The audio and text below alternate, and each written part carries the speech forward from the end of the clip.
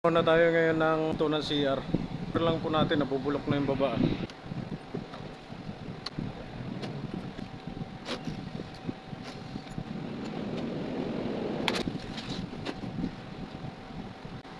Tingnan nyo po mga bossing. Ito yung disadvantage sa pinto na nasa CR. Sa CR po kasi siya siguro may dahilan kaya hindi nila mapalitan ng PVC door. Kasi yung CR naman po dito, malalaki naman. So malayo po siya sa mababasa. Siguro nababasa to pag naglilinis po siguro sila ng CR. Yung CR wala naman po liguan diyan eh. Kung sa baga ihian lang, tsaka alam niyo na yung isa. Ganun lang po siguro kaya siya nabulok. Dahil siguro sa paglilinis, pag ng tubig, nababasa siya. Pero siguro matagal din naman bago mabulok. Marami naman po kaming PVC door dito mga bossing, yan oh. Ayan oh, sa labas. Marami po yan, meron pa po sa loob niyan. Ayan, yan, marami yan. PVC door po yan, marami po yan. Ayan. Siguro may dahilan kaya ayaw nila mapalitan.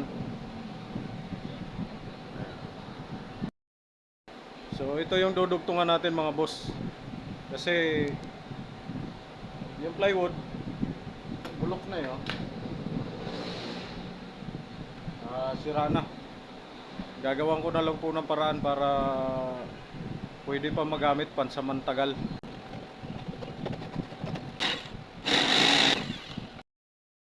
Ito po ilalagay natin dito mga bossing. Dudugtong natin. Palutsina. Maganda po kasi ito siya. Rain or shine po kasi ito eh. Matibay siya sa init tsaka ulan. Kaya ito po yung idudugtong natin dito. Pansamantagal lang naman po ito mga bossing eh.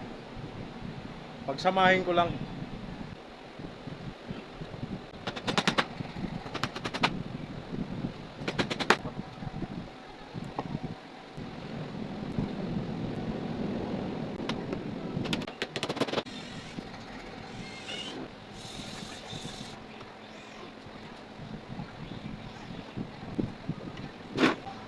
Lalagyan ko na lang po dito ng 1/4 pero wala po kasi kaming 1/4 na plywood eh. Pag walang mahanap, bahala na lang siguro yung dito, pintor. Tapalan na po natin mga bossing. May nakuha akong lumang pinto, sinira ko na lang yung kabila, nilagay ko na lang dito. Kaya nakakuha akong 1/4 na plywood.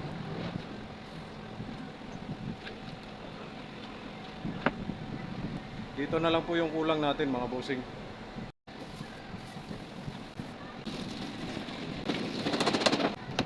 So yan na po yan mga bossing.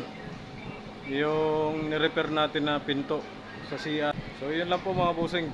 Ganyan lang po pag repair nito. Ganito lang po ako mag-repair. Thank you po. Like, follow, and share na lang po mga bossing. Thank you very much. God bless you.